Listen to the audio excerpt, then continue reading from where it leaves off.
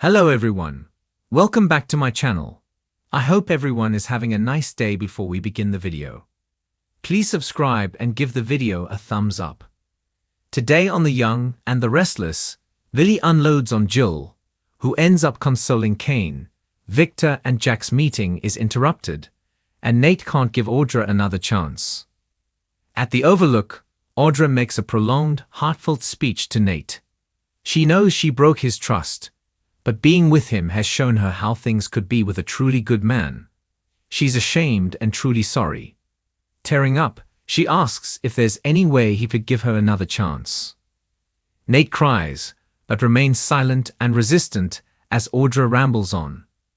Finally speaking, he reflects on the shocking nastiness of her lying to him and doubling down. Audra cries that she separated things in her mind, and admits to having jealousy for those for whom things come easy, who look down and judge people like her who have to make compromises. Nate feels these are excuses. Audra vows she's changed, but Nate tells her what she did changed how he sees her. Audra can do better now. Nate reminds Audra she said she wanted to leave the worst parts of her behind before. But she lied repeatedly and tried to seduce Kyle. Audra argues it was not a seduction, but a con. If she could go back and do it over, she would. She's bearing her soul. He knows how hard that is for her. Nate shrugs. Maybe it's just because she hates to lose. Audra promises if he gives them another chance he won't regret it. Nate doesn't see a way back. Audra vows she'll do whatever it takes. All he has to do is say yes. Nate knows too much. He'd constantly be second-guessing everything she says and does. He can't go back. Not with her, not now. With that, Nate walks off and leaves Audra in tears. Victor arrives at the Abbott mansion to tell Jack that he wants the two of them to talk to Jill together. Jack assumes this means he's bought into his plan to join forces. Victor hasn't agreed to that. He wants to be in on the meeting to see if it's worth his time to deal with the Abbott. He warns Jill may not agree to intervene with Kane on their behalf. Jack argues she won't let her surrogate son self-destruct. He wants Victor to commit. Victor won't confide his plans to anyone whose name is not Newman. Jack's sure that Jill will get Kane to admit the AI software doesn't exist, and he just wants attention.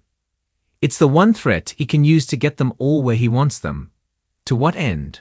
Jack doesn't know. They keep debating and Victor wonders if Billy's gotten to Jill first. Jack complains about the mustache's fixation on his brother. Victor thinks Billy would sell all of them out if Kane dangles Chancellor. On the Kane train, Billy whines that Jill that came to see Kane first. Her number one. Jill says she and Ashby have a lot to discuss. Billy continues being bitter and bratty, and then announces that there's a lot she needs to know about Kane. Jill muses, so I've been hearing. Jill heeded a warning from Jack and questions what Kane's up to and why he's in Genoa City. Billy snarks, yeah, everyone's really happy to see him. He flat out tells his mother that Kane's planning to use his AI software to decimate all the companies in town. Jill gulps, is that true? Kane casually says nothing has happened. Billy points out that they don't really know if it's true, but it's enough to make your head spin. Jill looks to Kane for answers again, but he's not forthcoming. Billy explains this is what he does. He acts like Victor. Jill needs a moment to process, but wants to know where Billy stands on making up with her. Billy launches into his hard-done-by routine and rants at his mother for a bit, complaining that she doesn't believe in him and took Chancellor away, leaving Victor to rub it in. Kane tells him to ease up and asks Jill why she wanted to see the two of them. Jill wants them to become family and pleads with Billy to let her make this up to him. Billy wonders if Kane follows through on his apocalyptic plan, will she lose faith in him too? With that, he flounces off welcoming Jill back to town. Jill tells Kane she's worried she'll lose him too. Sitting, Kane tells Jill that Billy loves her. Jill loves him too, but they're too much alike, or maybe she's missing some critical element of motherhood. But she needs her son.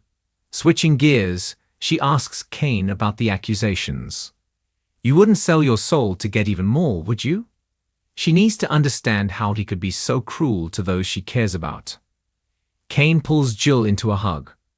They discussed him not coming to Chance's funeral because he felt guilty. Jill exclaims that it wasn't his fault. No one knew what Carter was capable of. Jill hopes he's ready to come back to the family and friends who love him. Kane grunts. Who would that be, exactly? With a gasp, it dawns on Jill that he's feeling lonely and rejected. She warns that giving up will only ruin getting his family back. Nate rejoins Amy at Society and updates her on Audra's speech at the Overlook. He admits he got to see a side of her most people don't get to see. But being a family with them didn't stop her from doing what she did. How could he ever really believe she's changed? Amy thinks he wants to forgive her. Nate retorts, doesn't mean I should. Amy is invested in his happiness now that Damien's gone. Audra made him light up. Isn't it worth a try? She cajoles. At the Overlook, Audra cries an update to Sally into the phone. She cracked her heart open and could see that Nate wanted to give her another chance, but then, Audra sobs, I lost him, Sally. It's really over. At the Abbott mansion, Victor tells Jack that Billy should fall in line like Adam has. He's more reliable now. Just then, Billy storms in and asks, what the hell is this all about? They reveal that they've come together to face a common threat and remove any power Kane has against them. Billy can't argue that. Count me in. Sitting, Billy asks what the plan is and how they're taking down Kane. Victor chuckles at the idea of telling him, given Billy would run straight to Kane and tell him to get back in good. Billy denies it, but guesses that they brought Jill back to town. He warns she went straight to Kane. He told her all about Kane's big plan, not that she cared. Jack asks Victor, still think we need to meet Jill together? Victor announces, change of plans. We divide and conquer.